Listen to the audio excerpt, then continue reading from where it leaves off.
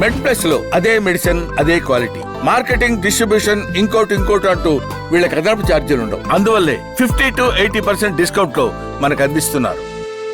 Unplanned pregnancy వచ్చినప్పుడు తీసేయాలని చెప్పేసి అనుకున్నప్పుడు యువతులు అంటే వాళ్ళు తీసుకోవాల్సిన జాగ్రత్తలు ఏంటి అంటే ఎటువంటి ఎన్వైర్న్మెంట్లో తీసుకోవాలి, ఒకవేళ సరైన డాక్టర్ చేయకపోతే అంటే ఎటువంటి సమస్యలు అంటే కొంతమంది నేను చూశాను వాళ్ళకి మళ్ళీ భవిష్యత్తులో పిల్లలు పుట్టే అవకాశం కూడా లేకుండా జరిగిన సందర్భాలు కూడా చూశాను.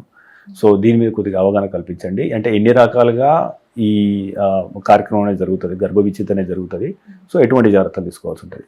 అన్ప్లాన్ ప్రెగ్నెన్సీ అనేది ఫస్ట్ ఇది భయం వస్తుందండి ప్రెగ్నెంట్ అమ్మాయికి. తను ప్లాన్ చేయలేదు, ఒకసారి ప్రెగ్నెంట్ అని తెలియటం వెంటనే టర్మినేట్ చేసుకోవాలని వాళ్ళ దగ్గరలో ఉన్న లోకల్ ఈ ఆర్ఎంపీస్ వీళ్ళ దగ్గరికి వెళ్తేనే ప్రాబ్లం అవుతుంది. ఎందుకంటే వాళ్ళ ప్రెగ్నెన్సీని వాళ్ళు ఎక్కడుందో చూడకుండా మందులు ఇస్తే కనుక అది వాళ్ళకి అబార్షన్ అవ్వడం సక్సెస్ కాక బ్లీడింగ్ కంటిన్యూస్గా అయ్యి ఆ బ్లీడింగ్ని ట్రీట్ చేయనప్పుడు ఇన్ఫెక్షన్ అయ్యి అది సెప్టిక్ అబార్షన్ అంటాం. అలాంటివి వాటిల్లో మీరు చెప్పినట్టు గర్భసంచి తీసేయడము లేదా తల్లి ప్రాణానికి కూడా ప్రమాదమైన కేసులు చూసాం. ఇప్పుడు మన గవర్నమెంట్ కూడా కొన్ని రూల్స్ పాస్ చేసింది. అంటే ఇలాంటి హాస్పిటల్లో ఇలాంటి డాక్టరు, ఈ డిగ్రీ ఉన్న డాక్టరే ఈ టర్మినేషన్ చేయాలి అని.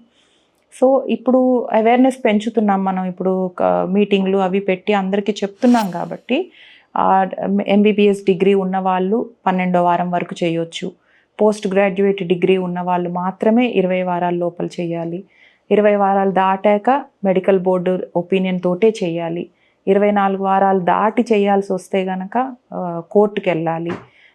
ఇలాంటి రూల్స్ గవర్నమెంట్ స్ట్రిక్ట్గా పెట్టి అవన్నీ ఆడిట్లో కూడా వెళ్తున్నాయి కాబట్టి ప్రతి ఒక్కళ్ళు ఇప్పుడు జాగ్రత్తగా డాక్టర్స్ ప్రాక్టీస్ చేస్తున్నారు.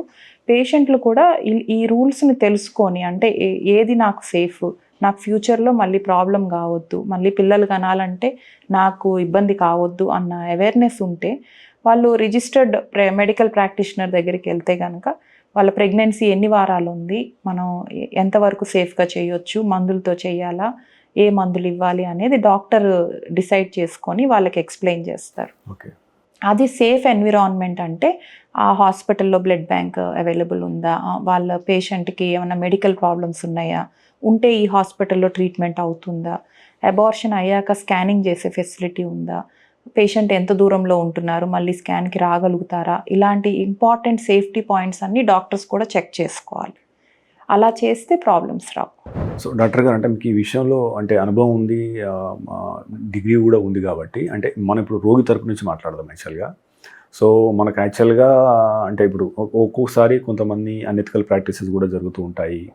సో అన్నెసెసరీ సర్జరీ కూడా చేయాల్సి వస్తుంది. సో అంటే చేస్తారు కొంతమంది, అందరం కాదు కానీ యాక్చువల్గా రోగికి ఉన్న హక్కులు ఏంటి? యాక్చువల్గా అతను ఒకవేళ నాకు ఇబ్బంది జరిగింది లేదా ఇది సక్రమంగా జరగలేదని భావించినప్పుడు అతను ఏ ప్రదేశాల్లో ఫిర్యాదు చేసే అవకాశం ఉంటుంది, దాన్ని స్టెప్ బై స్టెప్ మాకు వివరిస్తాం.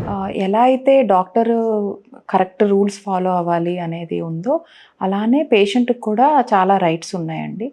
ఒకటి ఏంటంటే ఈ ఆబ్స్టెట్రిక్స్లో అంటే డెలివరీ దానికి వచ్చేటప్పటికి తల్లి బిడ్డ ఇద్దరూ ఉంటారు కాబట్టి తల్లి సేఫ్టీ బిడ్డ సేఫ్టీ రెండు చూసుకొనే డాక్టర్ అడ్వైస్ చేస్తారు.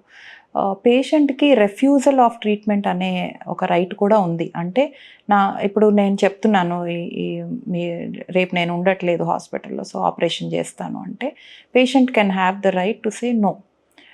So no and then he can అతను ఎందుకు రెఫ్యూజ్ చేస్తున్నాను అనేది చెప్పగలిగే హక్కు పేషెంట్కి ఉన్నది.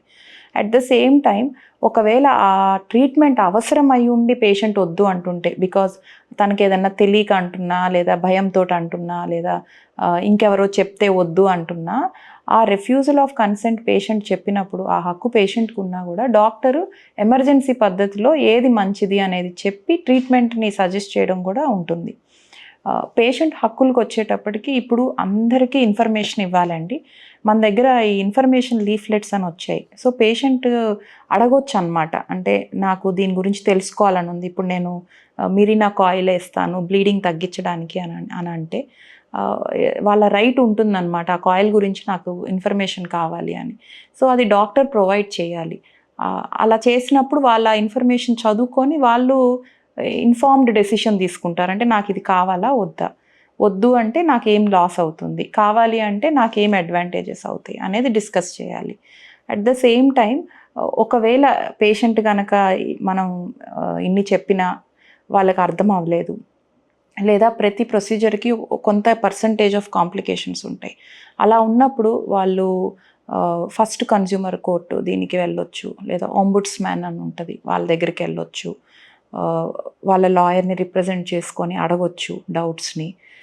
బట్ ఏదైనా మ్యూచువల్ అండర్స్టాండింగ్లో అర్థం చేసుకొని కరెక్ట్ ట్రీట్మెంట్ కనుక జరిగినట్లయితే, అది డాక్యుమెంట్ కూడా అయినట్లయితే అప్పుడు ఇద్దరికి సరైన దాంట్లో క్లోజ్ చేసుకోవడాన్ని చూసుకోవాలి.